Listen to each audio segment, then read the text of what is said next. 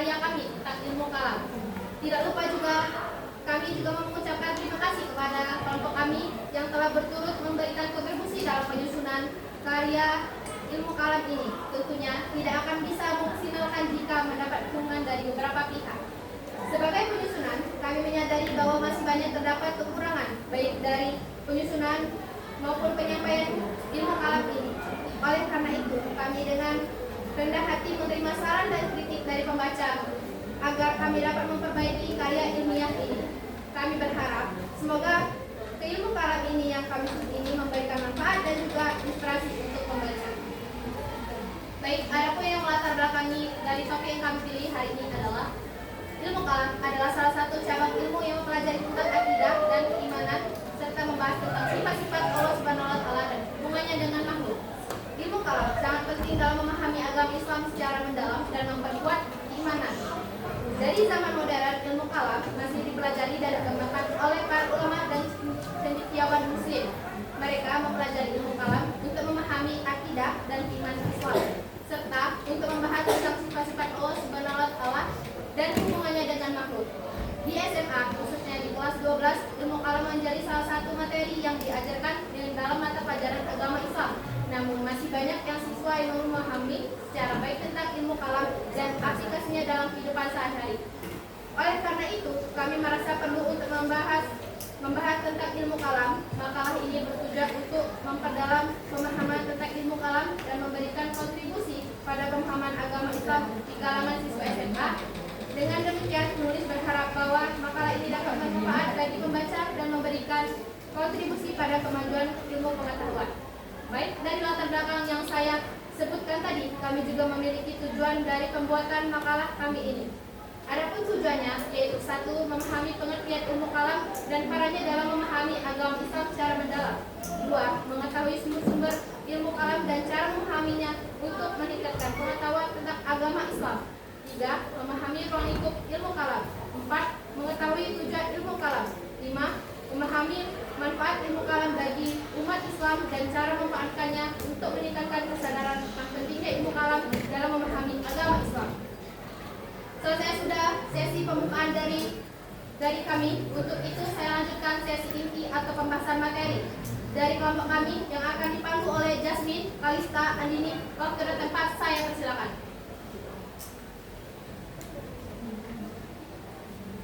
Baik, di sini saya sebagai pemateri 1, saya akan menjelaskan tentang pengertian ilmu kalam. Pengertian ilmu kalam sendiri terdapat 2 kata, yaitu ilmu dan kalam. Dalam Kamus Besar Bahasa Indonesia atau KBBI, ilmu artinya pengetahuan tentang suatu bidang secara berproses dan memiliki metode tertentu. Sedangkan arti kata kalam yang berasal dari bahasa Arab yaitu kata-kata atau pembicaraan. Pengertian pembicaraan yang dimaksud adalah pembicaraan bernalar dan menggunakan logika. Maka ciri utama ilmu kalam adalah rasionalitas dan logika.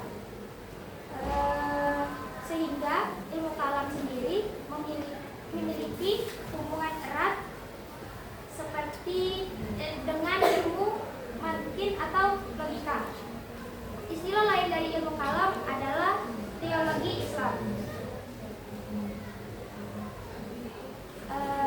Selanjutnya, berdasarkan pengertian menurut para ahli dapat disimpulkan ada 4, yaitu dari yang pertama ada dari Syekh Muhammad Abduh yang menjelaskan tentang membahas wujud, sifat-sifat wajib, sifat jaiz, dan sifat-sifat yang tidak ada serta rasul-rasul yang Allah kirimkan untuk memberikan kebenaran. Yang kedua ada Al-Farabi yang mendeskripsikan bahwa ilmu kalam sebagai ilmu yang disiplin yang membahas zat dan sifat-sifat Allah. Yang ketiga ada dari Ibnu Khaldun yang mendefinisikan ilmu kalam sebagai disiplin ilmu yang mengandung berbagai argumentasi tentang kaidah iman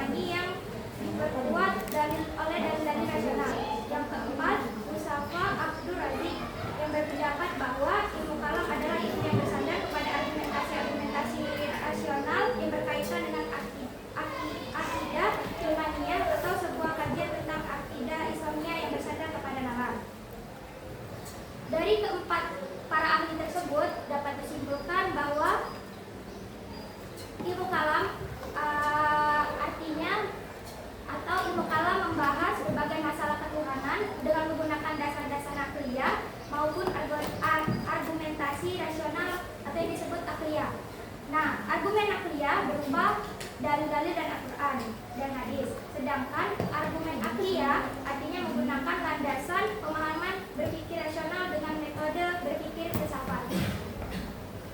Selanjutnya, ruang lingkup ilmu kalam. Ruang lingkup ilmu kalam ada 4, yaitu ilahiyah, nubuat, ruhaniyah, sama dan yang terakhir samiyah. Ilahiyah yaitu pembahasan tentang wujud nama-nama Allah serta sifat-sifat Allah. Yang kedua, nubuat yang berisikan tentang Rasul termasuk kitab-kitab Allah, mukjizat dan karomah dan sebagainya lainnya. Yang ketiga, ruhaniyah membahas berhubungan dengan alam seperti malaikat, jin, iblis, syaitan, roh dan lainnya.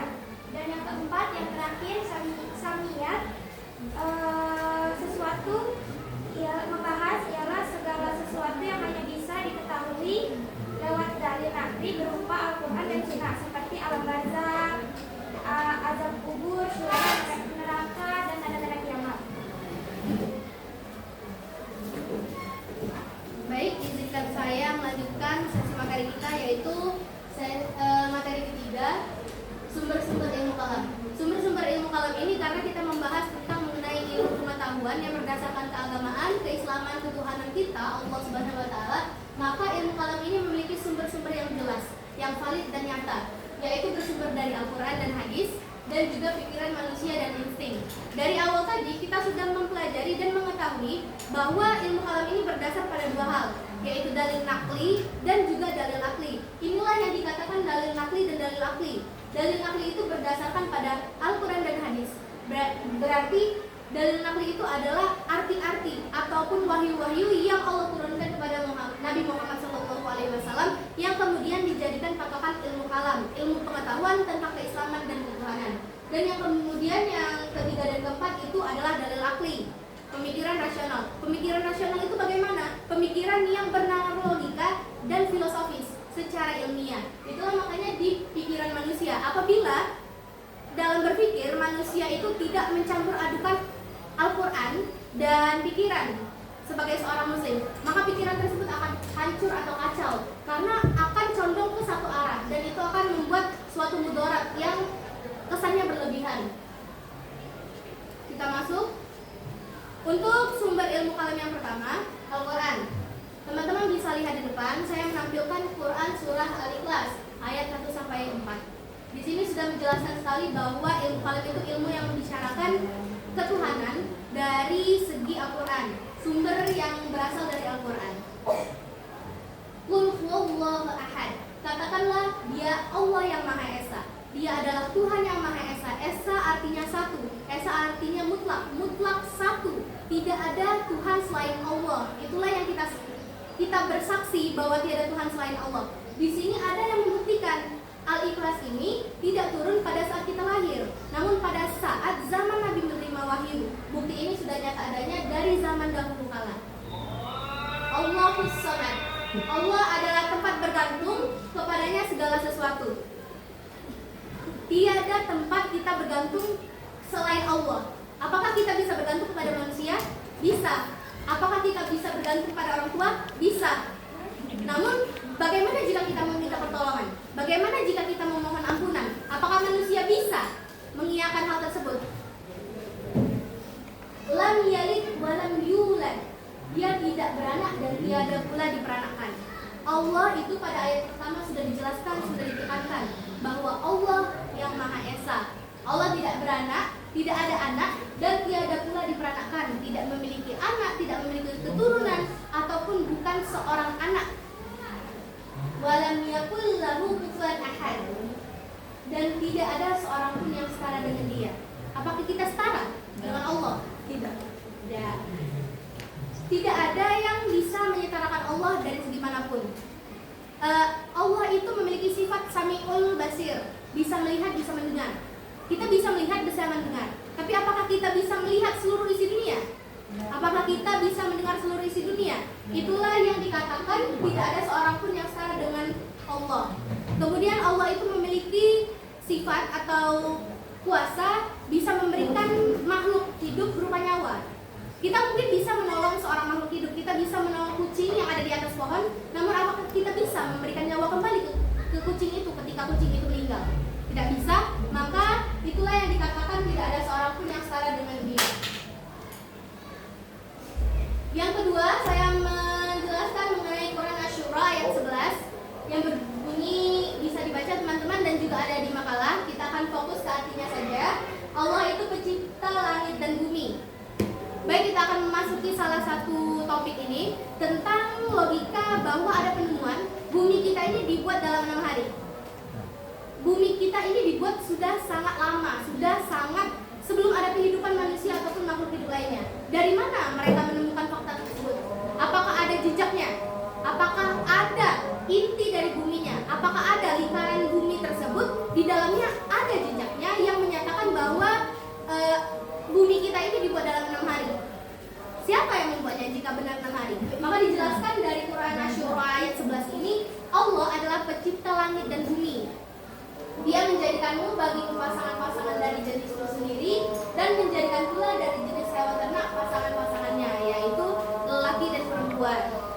Dia menjadikanmu berkembang biak dengan jalan itu dan tiada suatu pun yang serupa dengannya. Dia Maha mendengar lagi Maha melihat. Yang saya katakan tadi, Allah Maha mendengar dan Allah Maha melihat. Sami'ul Basir. Allah mungkin kita tahu bahwa meyakini Allah itu ada di mana-mana, makanya Allah itu bisa melihat dan mendengar. Tidak seperti kita yang hanya bisa melihat dan mendengar apabila kita fokus terhadap suatu sisi. Selanjutnya kita masuk ke sumber kedua, yaitu hadis. Masalah hadis-hadis dalam ilmu kalam juga disinggung dalam beberapa hadis tentang iman, Islam, dan ihsan. Banyak hadis yang menjelaskan tentang ketuhanan ataupun perencanaan ataupun hal-hal yang akan terjadi di masa depan itu sudah dibahas dalam hadis dan Al-Quran. Contohnya ada suatu hadis, teman-teman bisa dilihat di makalah, itu ada hadis yang berisikan tentang riwayat Rasulullah SAW bersama dengan sahabat-sahabatnya. Beliau berkata, ini potongannya, namun beliau berkata, dari umatku akan ada 73 golongan seperti Bani Israel. Bani Israel itu 72 golongan dipisahkan. Kemudian untuk umat Islam, umat Rasulullah SAW itu terbagi menjadi 73 dua. Di antara mereka, semuanya itu akan menjadi ahli neraka. Mereka akan masuk neraka kecuali satu golongan saja. Jadi di antara 73 golongan hanya ada satu golongan yang tidak akan masuk neraka. Itu siapa? Itu ialah mereka itu adalah orang yang mengikutiku dan mengikuti sahabat-sahabatku. Dikatakan dengan ini kenapa? Kenapa orang-orang yang mengikuti Rasulullah ialah orang-orang yang percaya bahwa Allah itu adalah Tuhan yang Maha Esa, Allah itu adalah Tuhan yang mengagumkan, Allah Maha Agung, Allah Maha Bijaksana, dan Allah itu ada. Itu yang diajarkan agama Islam terhadap kita. Selanjutnya, salah satu sumber ilmu kalam adalah pemikiran manusia. Sebelumnya tadi kita sudah membahas dalil nakli. Selanjutnya kita ini masuk ke dalil akli, pemikiran rasionalitas, yaitu pemikiran manusia. Salah satu sumber ilmu kalam adalah pemikiran manusia yang berasal dari pemikiran umat luar Islam sendiri atau umat Islam sendiri. Di dalam Al-Quran banyak sekali terdapat ayat-ayat yang memerintahkan manusia untuk berpikir dan menggunakan akalnya. Manusia itu diberikan salah satu kelebihan dibandingkan makhluk hidup lainnya, yaitu berupa akal. Untuk apa? Karena kita diberikan kemampuan untuk berbicara, melihat, mendengar, dan berpikir dengan adanya akal tersebut. Oleh karena itu kita tuh sudah diperintahkan dari lama untuk berpikir, untuk belajar. Seperti wahyu pertama kali yang diturunkan oleh Allah Subhanahu wa taala kepada Nabi Muhammad SAW melalui Quran surah Al-Alaq ayat 1 sampai 5. Iqra, bacalah. Nah, mari kita bahas sedikit. Iqra itu artinya bacalah. Teman-teman tahu tidak, ada salah satu surat yang mengandung, bukan yang mengandung, tapi terdapat kata kalam. Saya belajar ini, kalam itu sebenarnya ada lagi, yaitu kolamun. Kolaman itu artinya pena. Dia dijelaskan bahwa kolamun, kalam, dan iqra itu adalah satu kesatuan yang artinya dalam belajar itu juga kita memerlukan pena. Kita belajar dengan membaca, kita belajar dengan menulis, dan dari hal tersebut kita bisa mendapatkan apa itu ilmu pengetahuan. Dan selanjutnya tidak perlu diperselisihkan dan tidak perlu penyelidikan. Pemeluk-pemeluknya melaksanakan apa yang diajarkan agama dan mengimaninya. Kemudian datanglah fase pembahasan dan pemikiran dalam membicarakan soal-soal agama secara ilmiah dan filosofis. Teman-teman, seperti yang kita tahu bahwa sebelum Nabi Muhammad SAW lahir, sudah ada rasul-rasul utusan Allah yang datang ke bumi melalui kitab Injil, kitab Taurat, kitab Zabur. Namun agama kita akhirnya disempurnakan oleh agama Islam dengan datangnya Al-Quran yang menjadi mukjizat kita sebagai petunjuk dan rahmat bagi umat Muslim. Kemudian pada saat itu zaman berlalu bagai biasa saja. Bahkan umat Islam itu mengalami kemajuan pada zaman Nabi Ibrahim alaihissalam pada saat beliau membuat Ka'bah. Pada saat itu sudah ada beberapa orang-orang Mekah yang beragama Islam. Namun jarak antara zaman Nabi Ibrahim dan zaman Nabi Muhammad SAW sudah terlampau jauh perbedaannya. Barulah Nabi Muhammad SAW menyempurnakan ajaran-ajaran agama itu. Beliau menyempurnakan kota Mekah, beliau berhijrah ke Madinah, menyebarkan agama Islam.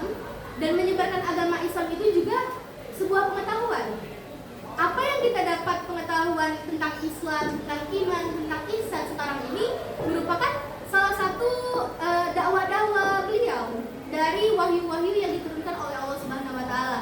Maka apa yang disampaikan Nabi Muhammad SAW pada zaman lampau itu sudah termasuk ke dalam ilmu kalam. Penilaian mendalam seperti ini tentu lantaran adanya ajaran-ajaran Islam yang memerintahkan manusia untuk belajar dan menggunakan pikirannya. Kita ambil posisi balik sebentar. Pada saat Nabi Muhammad SAW itu masih kecil, beliau pernah ikut bersama pamannya Abu Thalib itu mengunjungi hijrah. Kemudian ia mengunjungi sebuah gereja. Dia bertemu dengan bisa dibilang pendeta di sana. Namun apakah kondisinya di saat itu mereka berperang? Apakah di saat itu mereka berkelahi? Tidak, teman-teman. Tapi yang terjadi di sana adalah pendeta tersebut membicarakan bahwa Nabi Muhammad SAW ini adalah utusan yang tertulis di kitab Taurat. Nabi Muhammad SAW ini adalah Rasul terakhir yang akan menyempurnakan agama kita, yang akan menyempurnakan kehidupan dunia. Namun mengapa sekarang pembahasan agama ini malah menjadi ilmiah dan filosofis? Ini sudah banyak sekali dan juga ada peristiwanya yang menimpa pada Nabi kita sendiri, yaitu siapa Tuhan kita? Apakah Tuhan kita itu bulan? Tahukah teman-teman terhadap Nabi tersebut? Ya. Jadi Nabi tersebut juga ikut mempertanyakan, siapa Tuhan? Di mana Tuhan? Di mana Allah? Apa itu Allah? Di mana Tuhan saya? Siapa Tuhan saya? Apakah Tuhan saya itu ada bulan? Itu yang menjadi masalah sekarang ini, karena banyak sekali ilmu-ilmu yang membahas tentang ketuhanan ini, mempertanyakan ketuhanan ini. Padahal ilmu kalam ini sudah menjelaskan bahwa ilmu kalam adalah ilmu ketuhanan yang menjelaskan seluruh aspek dari ilmu filosofis, ilmu filsafat, ilmu agama, ilmu akidah, dan ilmu tauhid. Dan yang terakhir adalah insting. Insting ini kita dapat dari mana? Bila kita merasakan ada debaran yang kuat dalam perasaan kita, apakah itu pertanda buruk atau pertanda baik, itulah yang dinamakan insting. Di sini saya tulis, kondisi instingtif telah membentuk intuisi bagi setiap orang yang telah bermimpi untuk meyakini apa yang telah dilakukannya dalam mimpi itu adalah perbuatan roh lain dan dia meyakini hal tersebut. Contohnya seperti ini. Jika ada seseorang yang bermimpi bahwa ia didatangi Allah Subhanahu wa taala dan kemudian dia akan menjadi rasul di tahun 2025. Apakah teman-teman akan percaya? Tidak.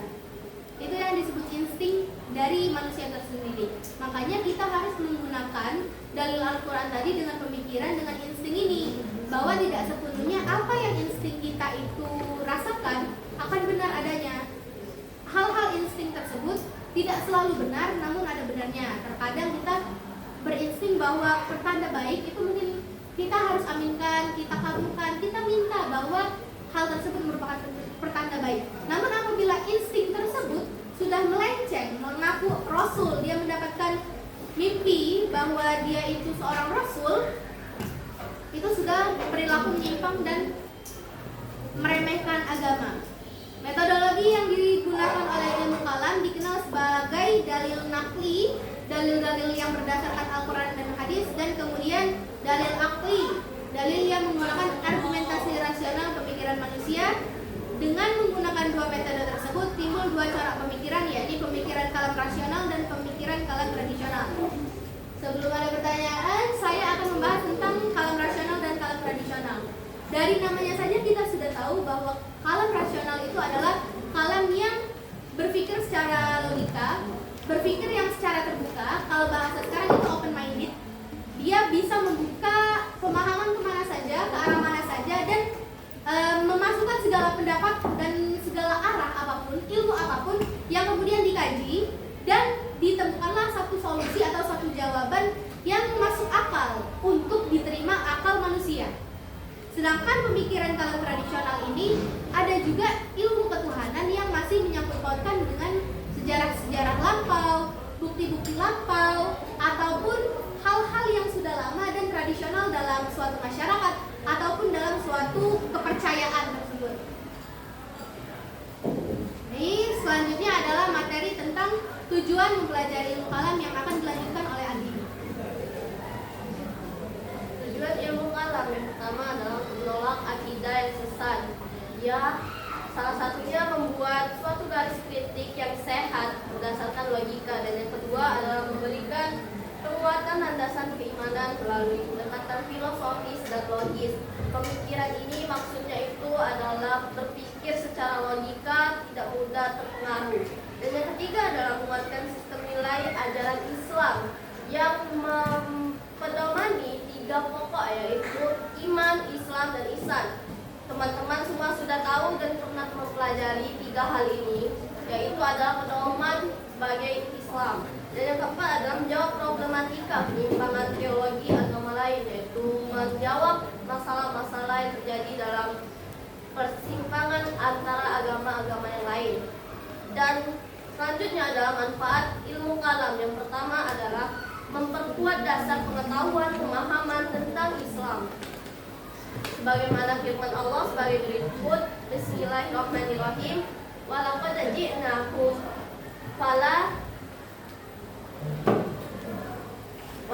ji'nakum bi kitabin fala fasalna ala ilmin huda wa rahmatan liqaumin yu'minun. Artinya sungguh kami telah menciptakan kitab Al-Qur'an sebagai panduan berdasarkan pemahaman, pengetahuan, sebagai pedoman dan rahmat bagi Allah pada orang-orang yang beriman. Quran surat Al-A'raf ayat 52.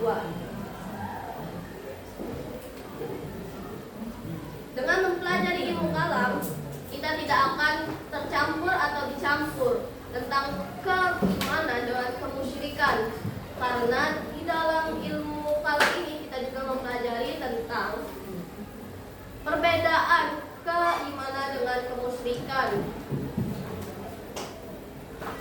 di mana kesyirikan dan kekafiran itu yang tidak meyakini hukum Allah Subhanahu wa taala. Sebagaimana firman Allah,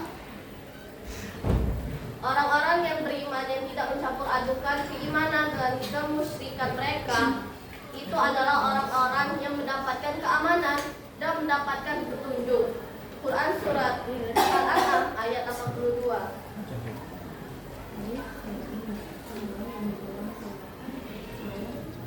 Untuk teman-teman tidak menggunakan handphone,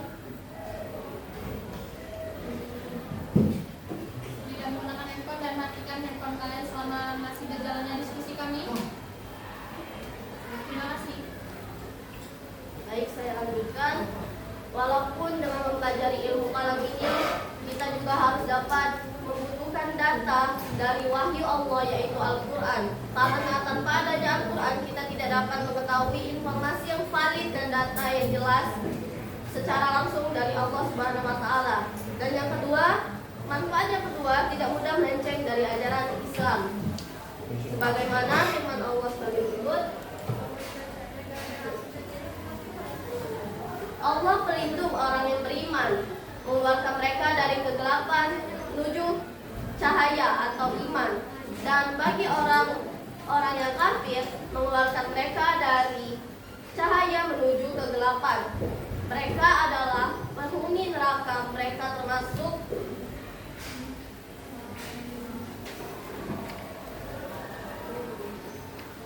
mereka adalah penghuni neraka, mereka akan kekal di dalamnya. Quran Surah Al-Baqarah ayat 257.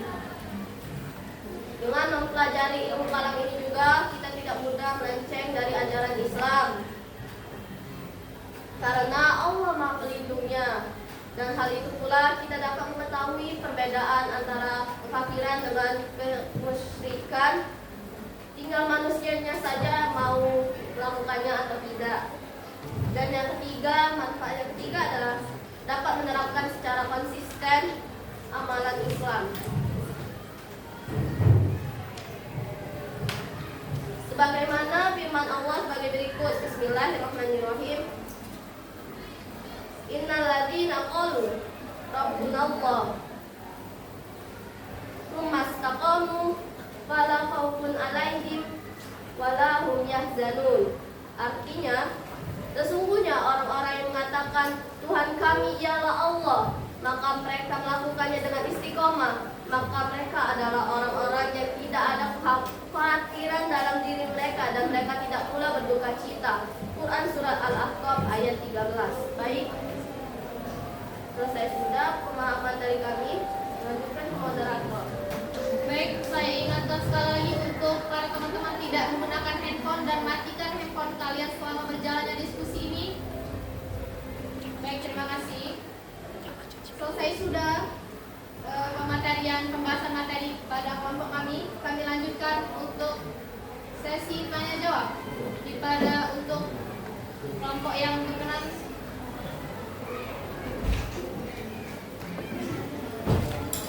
untuk menunjukkan tangan saja. Oke.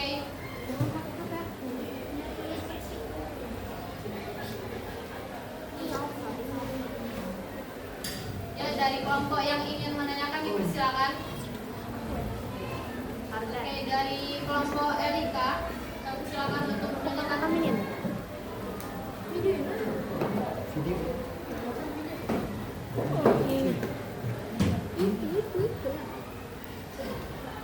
Baik,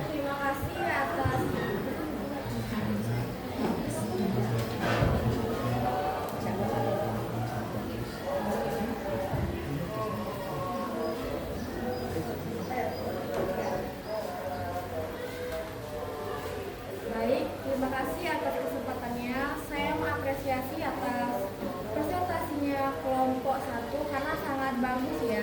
Dan saya akan bertanya yaitu mewakili kelompok susulan, yaitu pertanyaannya lanjut ya. Pertanyaannya, tadi kan saudari menjelaskan bahwa ilmu kalam salah satunya berkaitan dengan pemikiran manusia ya kan. Nah, apakah ada batasan dalam berpikir di ilmu kalam? Karena sebagai manusia pemikirannya itu tentangnya tentunya akan menjadi tak terbatas.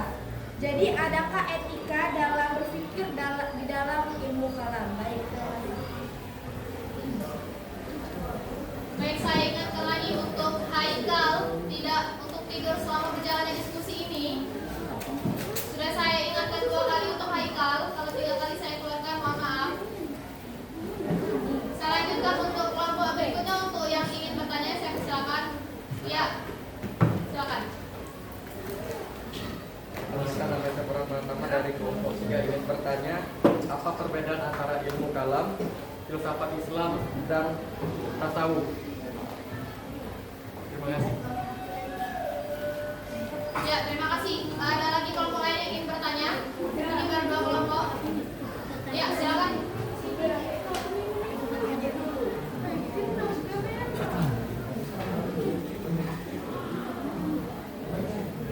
Perkenalkan, nama saya Cindy Aulia dari kelompok 4.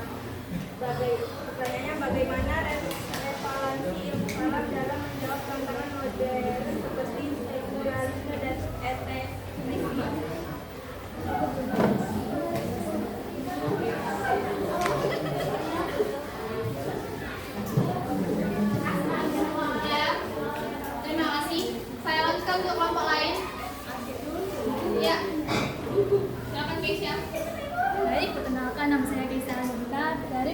kesimpulan kelompok 5 ingin bertanya, apakah ilmu kalam ini masih relevan dalam menjawab tantangan pemikiran modern seperti sekularisme dan ateisme? Baik, saya ingatkan lagi untuk seluruh teman-teman untuk duduk di tempatnya masing-masing dan tidak mengganggu selama berjalannya diskusi kami. Terima kasih. Saya lanjutkan untuk pertanyaannya dari kelompok lain. Oke, baik.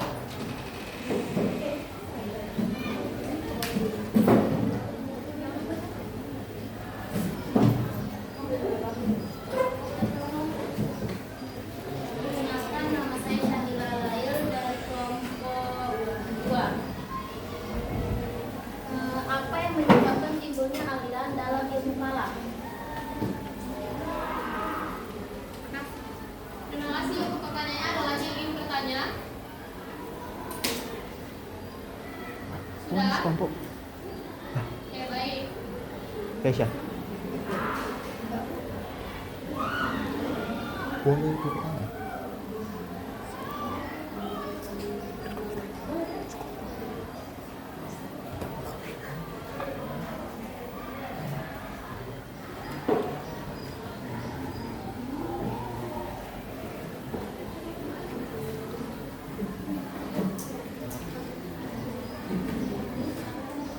Selagi menunggu kelompok kami mencarikan jawaban dari pertanyaan-pertanyaan kalian, kami membuka sesi menonton video untuk teman-teman sekalian perhatikan video yang kami tayangkan.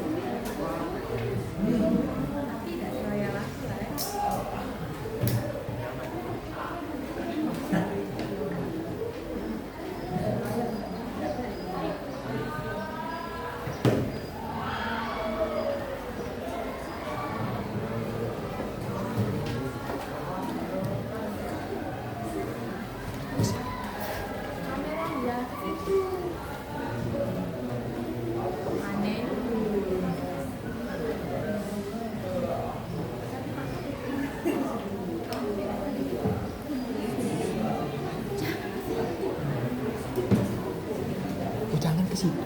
Jangan ke situ. Ke situ.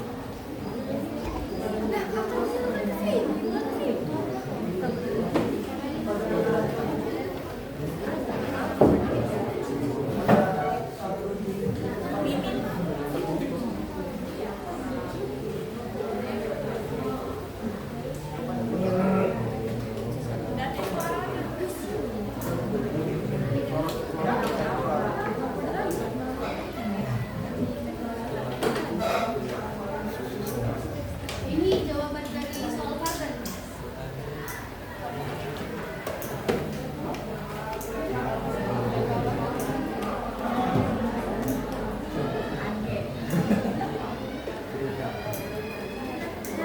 Bluetooth dihidupkan, sedang mencari perekat.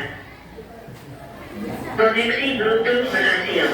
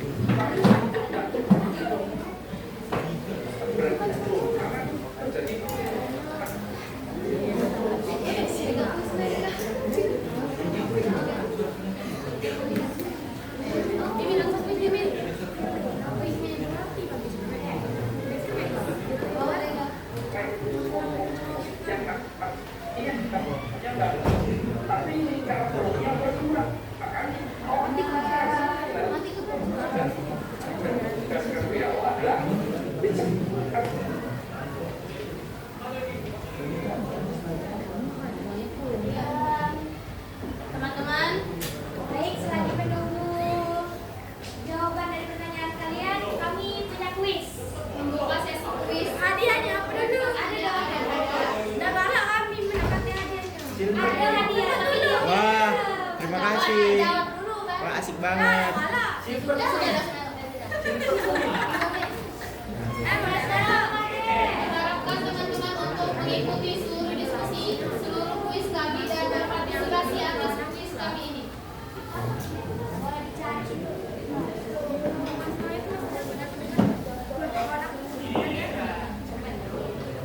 Oke, adapun peraturan yang kami buatkan untuk mengikuti kuis ini adalah: 1. Menjawab pertanyaan dengan diberikan dengan tepat dan sesuai. Cukup mengangkat tangan saja untuk menjawab kuis ini. 2. Jawaban benar akan ditampilkan di halaman selanjutnya. Dan 3. Jika jawaban benar dapat mendapatkan hadiah dari kelompok kami. Oke, kami lanjutkan pertanyaan pertama. Dalam Al-Quran terdapat 114 surat. Surat apa yang terdapat kalimat kalam? Oke. Ari, tolong bisa Aku boleh jawabnya. Aku boleh. sudah telah dipersilakan untuk Keisha menjawab pertanyaan pertama. Surat Al-Ikhlas, apakah benar? Salah. Oke, salah. Ada yang lain Kalimat kan? ingin mencoba? Kalimat. Kelompok lain yang ingin menanya, Kak, yang ingin menjawab kuis pertama?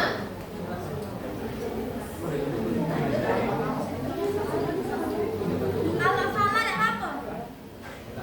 Kelihatan. Iya kan? Ini kan tidak apa kan, ini kan cuma kuis. Oke, silakan Alia. Arin, tolong. Oh iya, maaf ya.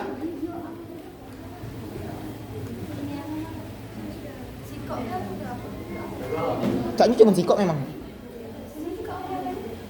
Ya, selesai.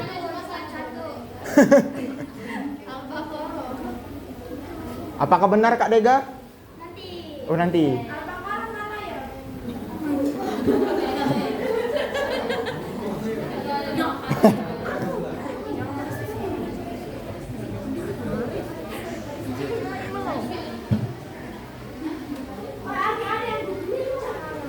Bo. Itu besok. Dari teman-teman yang lain ada yang ingin? Oke, silakan. Al-Qalam. Oke. Siapa yang menjawab? Al-Qalam.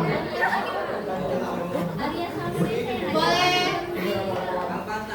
Desia ya. Boleh disebutkan bunyi surahnya, bunyi ayatnya? Apaan ini? Silakan Desia disebutkan.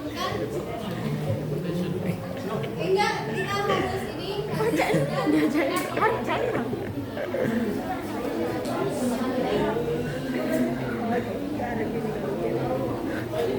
Oke, Desia boleh disebutkan potongan suratnya?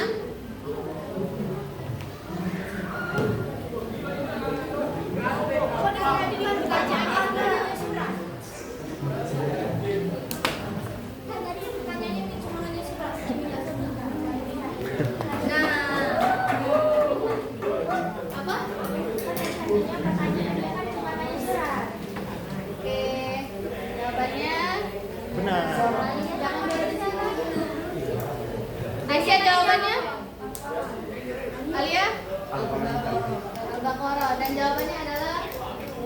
An-Nasr. Mau beda al-qalam. Al-qalam ini. Teman-teman kan sudah saya jelaskan. Tolong perbesar ininya.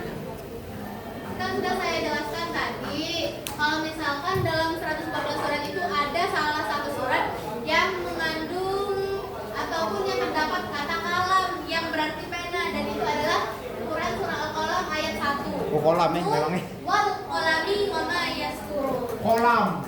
Yeay. Selamat Desya. Jawabnya itu foto pajak. Foto pajak.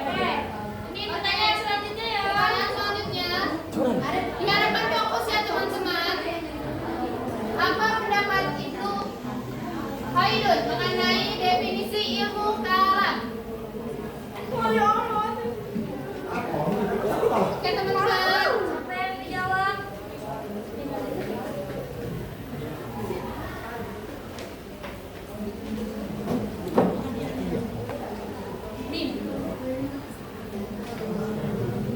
Oke, silakan. Baik, Keisha.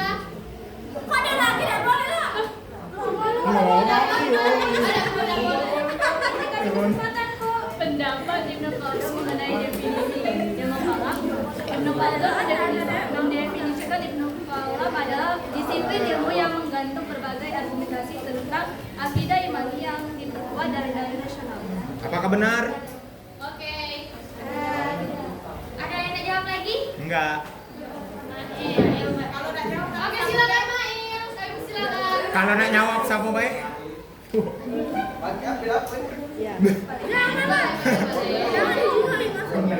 Ibnu Khaldun mendefinisikan ilmu kalam sebagai ilmu yang bertujuan membela akidah, bukan dengan menggunakan argumen rasional dan logis.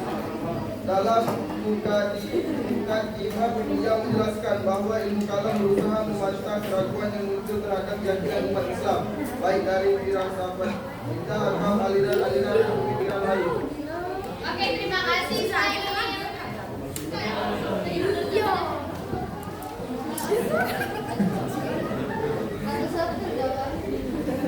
Kalau secara jawabannya punya itu sebenarnya benar, cuman karena kami jawabannya ada di makalah, jadi punya Keisha yang Lebih benar. Selamat Kesha.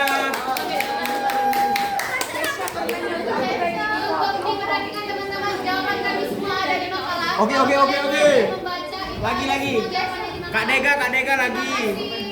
Lagi. Oke, kita lanjutkan pertanyaan ketiga untuk fokus teman-teman dan melihat makalah kelompok kalian masing-masing. Berdasarkan pendapat para ahli, ilmu kalam menggunakan dasar-dasar. Ya, baik. Saya. Oke, baik Arif. Dasar-dasar ada 4, yaitu dari Al-Quran, dari hadis, dari pemikiran manusia, dan dari dan dari insting. Oke, kita lihat jawabannya. Ada yang lain nggak? Ada yang lain nggak? Ada yang lain? Oke, baik, silakan.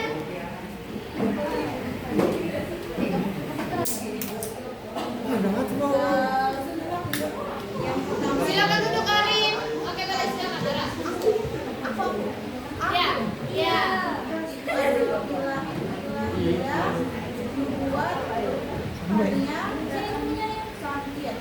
Oke, kita lihat jawabannya.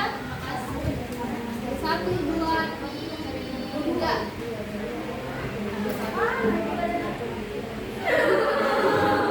Jawaban kalian dapat ya. Salah ya? Iya, Kak, apakah ini bagian dari 4 itu? Kan benar, aku nyebut ke intinya tadi 4.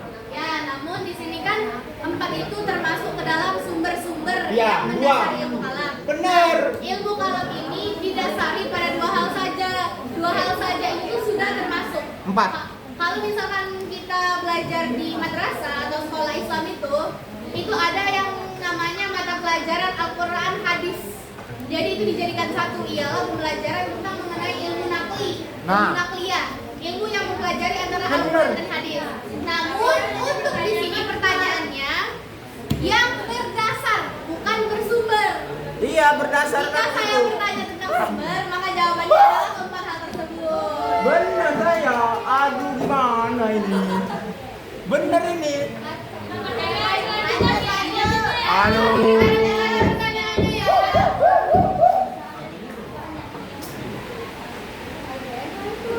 Dia, Elser mengatakan bahwa teologi muncul dari mitos dan selanjutnya berkembang menjadi.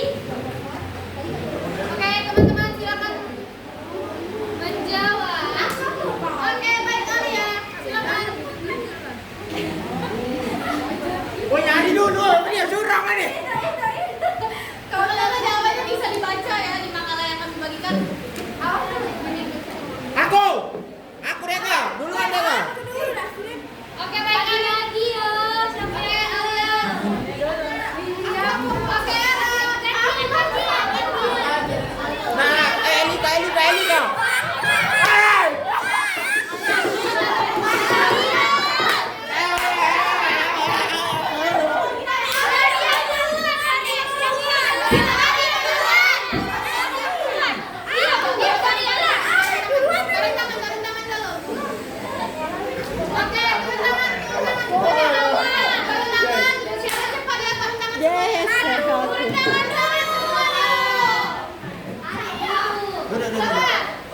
Ini marah-marah ini loh.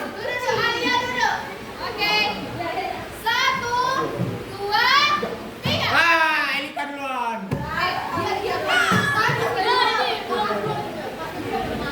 Oke, jadi jawaban saya yaitu berkembang menjadi teknologi natural itu sampai teknologi alam dan teknologi wahyu. Wahyu Kipriawan. Apakah benar Kak Dega? ada lagi. Ada lagi dah jawaban dari yang lain. Daya analisis serius. Oke. Sabar ya Alia. Jawabannya adalah 1, 2, 3. Oke.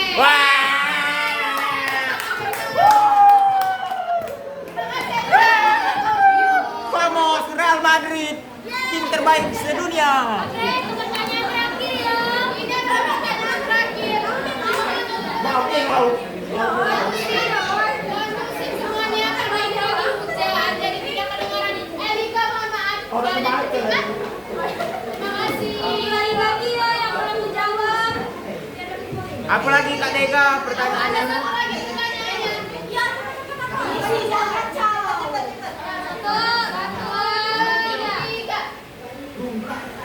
Jelaskan.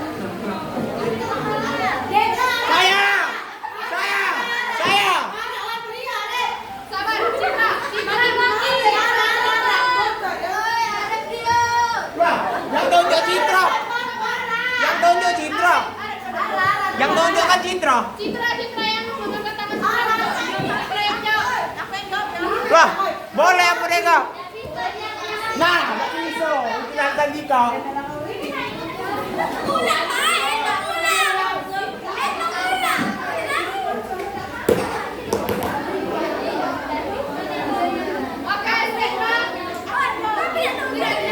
Oke, Citra. Kata itu tadi 1, 2, 3. Wah, duluan.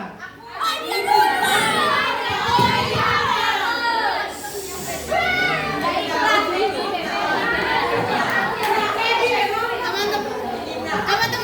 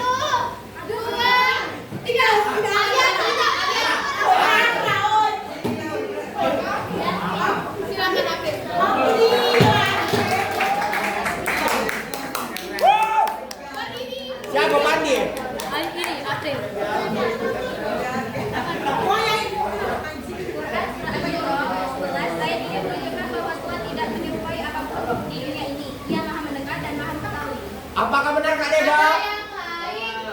Ada yang marah. Kita lihat survei membuktikan. Oke, sampai berani.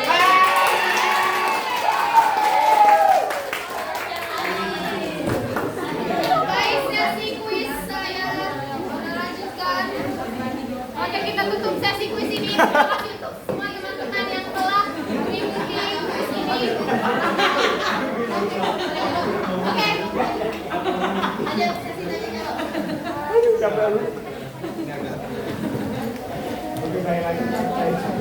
Terima kasih buat teman-teman yang sudah berpartisipasi dan meramaikan kuis. Selamat bagi yang menang dan tidak menang. Jangan Jangan berkecil hati. Selanjutnya kembali ke sesi tanya jawab.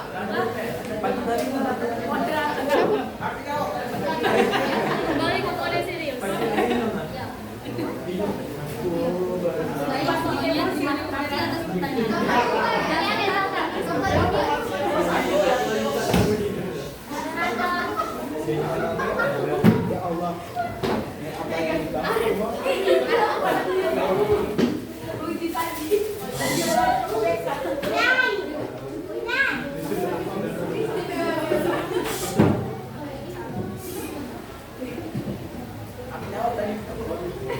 Iya, Mail. Satu kali sudah saya peringatkan, Mail.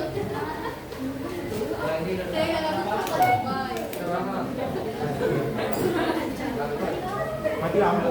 Jangan. Oke, langsung ya. Mati. Apa ini?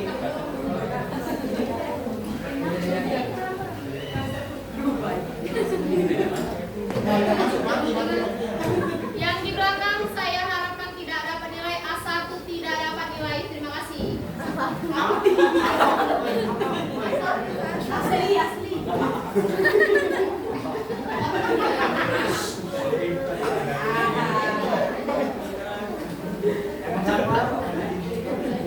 Aris, silakan duduk. Iya, ini nak duduk. Pandi tidak menggunakan handphone. Baik, terima kasih atas pertanyaannya. Berdasarkan penelusuran dan pemahaman kami, jawaban dari soal adakah etika berpikir dalam ilmu kalam adalah tidak ada batasan untuk berpikir. Berpikir melalui pikiran manusia, mempelajari ilmu kalam tidak akan ada batasan. Karena banyak arti ilmu yang akan dipelajari. Mengenai ilmu kalam, mengingat bahwa akal manusia memang dirancang untuk belajar dan mempelajari hal baru. Namun bicara etika, ada dua etika. Ada etika mempelajari ilmu kalam, terlebih lagi ilmu ketuhanan keislaman memiliki etika tidak keluar agama, tidak mencampurkan kemusyrikan dan kesyirikan. Demikian saya kembalikan ke moderator. Terima kasih. Erika, apakah sudah jelas jawaban dari kelompok kami? Menurut saya sudah jelas dan sudah cukup. Dari teman-teman yang lain ada yang ingin menambahkan? Saya izin moderator apabila Oke. diizinkan. Boleh. Kan saudara, saya teringat bahwasannya Bu Resi pernah menjelaskan itu memang tidak ada batasan dalam berpikir. Hanya saja kalau berpikir mengenai Tuhan yang dalam hal ini Allah itu beberapa dianggap tidak boleh. Kita boleh memikirkan hal lain, tapi kalau Allah itu tidak bisa dipikirkan, tidak boleh dipikirkan. Bagaimana zatnya bisa ada dan lain sebagainya. Nah itu bagaimana kira-kira pendapat saudara?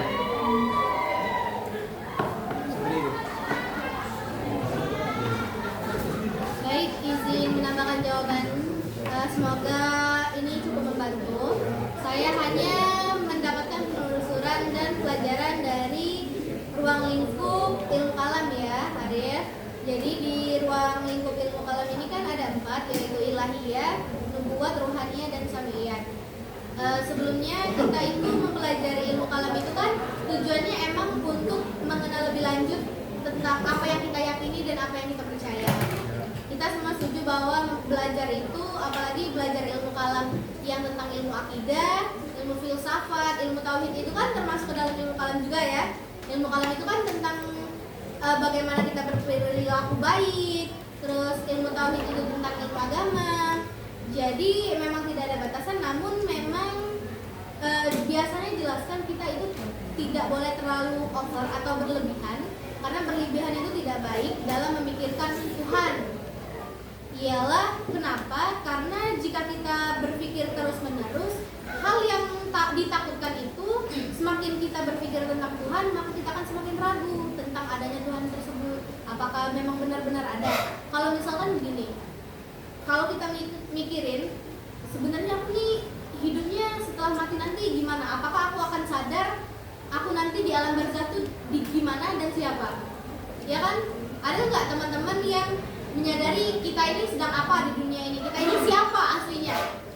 Kita ini kan hanyalah manusia yang dikasih nyawa dan nama. Tapi kita tuh tidak tahu sepenuhnya apa yang kita lalui. Jadi untuk pembatasan itu yang kita bahas ini kan ilmu kalam, tidak ada batasan untuk belajar. Namun memang tidak baik jika kita terlalu mendalami atau melebihkan tentang materi ketuhanan tersebut. Namun misalkan kita mempelajari ilmu kalam di bidang ilmu akidah, yaitu ilmu berperilaku baik, kita pelajari terus-menerus, kita pelajari yang membuat kita semakin termotivasi. Oh, ternyata meskipun perilaku sekecil ini bisa menimbulkan pahala yang besar. Namun jika ilmu ketuhanan tersebut malah membawa mudorot yang besar, malah membawa petaka ataupun malah membuat kita ragu akan Allah, itulah yang dinamakan batasan dalam mempelajari ilmu ketuhanan. Tapi kalau untuk ilmu kalam kan, ilmu kalam itu lebar dan luas pembahasannya. Baik, terima kasih.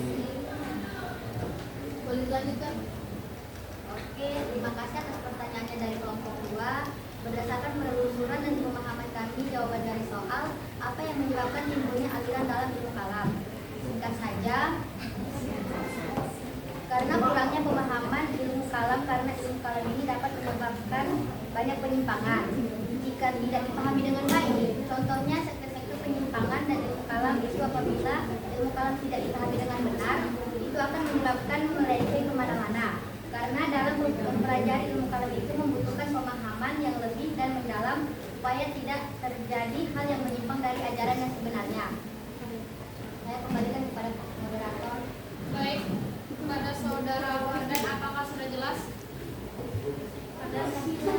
Bukan jawaban Anda. Syahino. Cukup jelas.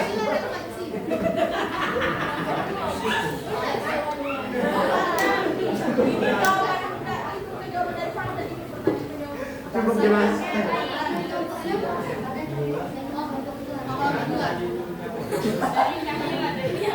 Baik, mohon maaf ada kesalahan. Mohon berdua. Kepada saudari saya sudah jelas. Kepada teman-teman sekalian ada yang ingin menambahkan? Oke, sepertinya tidak ada. Terima kasih. Kami lanjutkan ke pertanyaan. Terima kasih atas pertanyaannya dari Hadan. Berdasarkan penelusuran dan pemahaman kami, jawaban dari soal apa perbedaan antara ilmu kalam, filsafat, Islam dan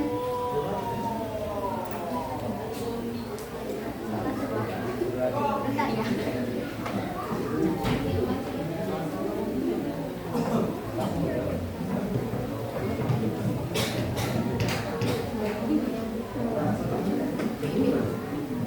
Filsafat, Islam dan tasawuf.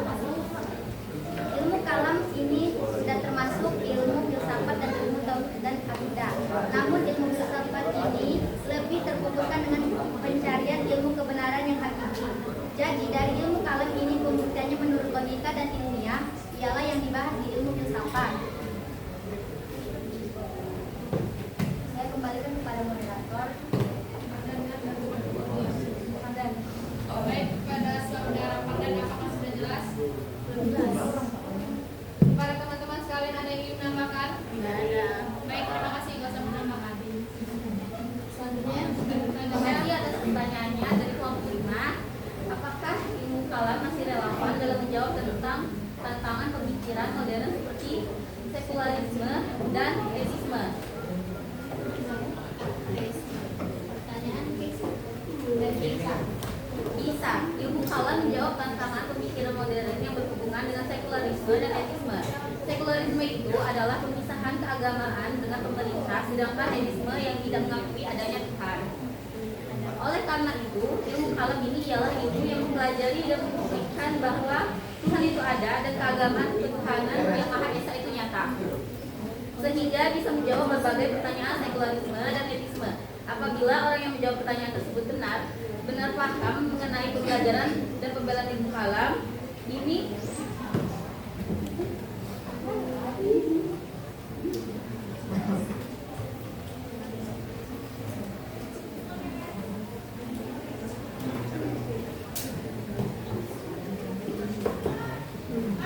demikian saya kembalikan ke moderator. Baik, kepada saudari Kesia apakah sudah jelas? Baik, saya akan menambahkan. Jadi kita harus mengetahui tentang sekularisme dan ateisme. Sekularisme itu adalah suatu kondisi di mana akan adanya kegiatan ataupun aktivitas yang ingin membedakan antara urusan agama dengan urusan pemerintah. Seperti kita sekarang kan urusan pemerintah dan agama itu kan seakan menyatu ya. Misalkan kita nanti mau puasa, untuk penglihatan hilal itu kan dilihat dari Kementerian Keagamaan kita. Pertanyaannya kan, apakah masih relevan untuk menantang ateisme dan sekularisme? Tentu bisa, karena ilmu kalam itu kembali lagi ilmu yang mempelajari tentang 4 ruang lingkup. 4 ruang lingkup itu ialah ilahiyah, rububiyah, nubuwat, ruhaniyah, samiyah, yang mempelajari tentang kehidupan manusia juga, tentang ilmu agama Islam juga, tentang akidah juga, tentang tauhid juga. Dan untuk ateisme, berhubung ilmu kalam ini membahas tentang ilmu ketuhanan, ateisme itu kan adalah orang yang tidak percaya akan adanya Tuhan.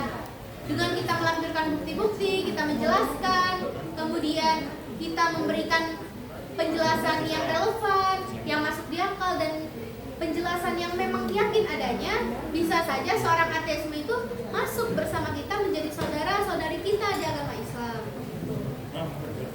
Baik, kepada saudari Kesia sudah jelas? Cukup.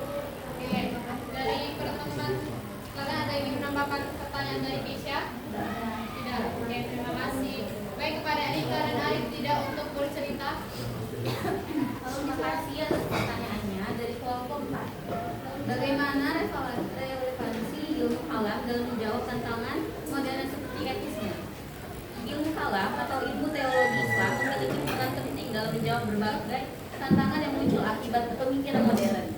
Zaman modern sudah seakan berjalan menuju kemunduran dan kegelapan. Oleh karena itu, ilmu kalam berfungsi sebagai membawa kembali bukti ketuhanan yang diyakini akan membawa kita kembali menyadari pentingnya agama. Baiklah, saya kembalikan ke moderator. Kelompok 4. Cindy. Febi-nya?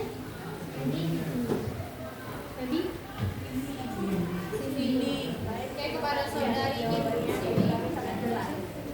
Dari teman-teman sekalian ada yang ingin menambahkan? Tidak. Oke, terima kasih.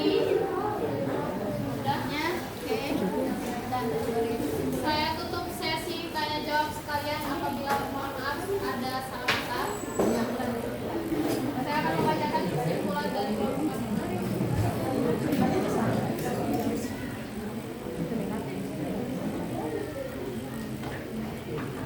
Kesimpulannya adalah, ilmu kalam adalah salah satu cabang ilmu yang mempelajari tentang akidah dan keimanan, serta membahas tentang sifat-sifat Allah Subhanahu wa Ta'ala dan hubungannya dengan makhluk. Ilmu kalam memiliki peran yang sangat penting dalam memahami agama Islam secara mendalam dan memperkuat keimanan. Dengan memahami ilmu kalam, umat Islam dapat memperoleh pengetahuan yang lebih luas tentang agama Islam dan dapat mengaplikasikannya dalam kehidupan sehari-hari. Oleh karena itu, ilmu kalam harus dipelajari dan dipahami secara baik oleh umat Islam untuk meningkatkan kesadaran akan pentingnya ilmu kalam dalam memahami agama Islam. Saya membuka sesi kritik dan saran dari teman-teman sekalian. Ada yang ingin menyarankan kami atau kritiknya, teman-teman?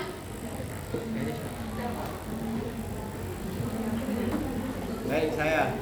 Oke. Baik, Arif. Terima kasih moderator atas kesempatannya. Pertama-tama saya ingin mengucapkan terima kasih atas kerja kerasnya dari kelompok 1 karena sudah menampilkan satu presentasi yang memang berbobot ya. Bisa dibilang memiliki daging dan dari segala segi persiapan sudah sangat matang dan sangat bagus. Mungkin kritik dan sarannya tidak terlalu banyak.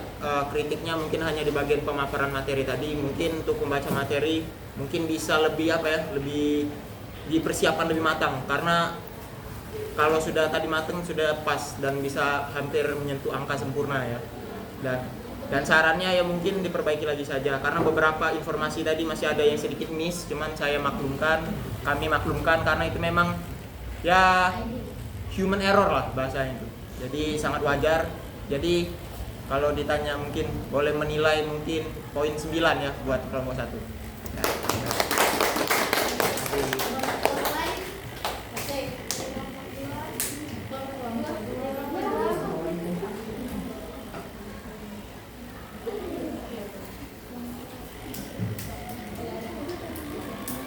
Teman-teman yang menjawab pertanyaan tadi boleh diangkat tangannya karena kami ingin membagikan hadiahnya. Yang menjawab pertanyaan kuis siapa tadi? Aku. Yang benar yang benar. Aku benar. Yang mana yang tolong dong bisa.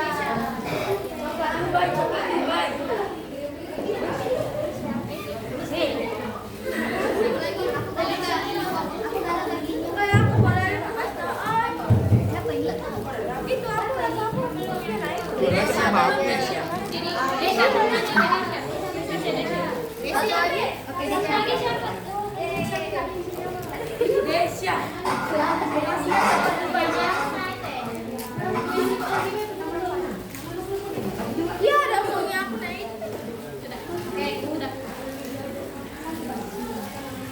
Demikian beberapa hal yang bisa kami sampaikan. Sebelumnya saya mohon maaf sebesar-besarnya kepada semua teman-teman apabila dalam penyampaian tadi mungkin ada kesalahan kata atau beberapa pertanyaan yang menyinggung teman-teman sekalian.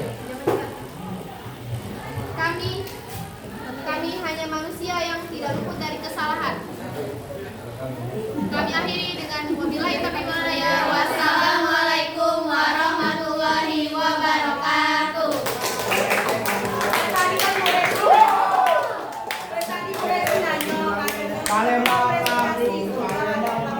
Bye guys. Tolong cabut. Thank you. Bye bye. Bye. Terima kasih. Video capek guys.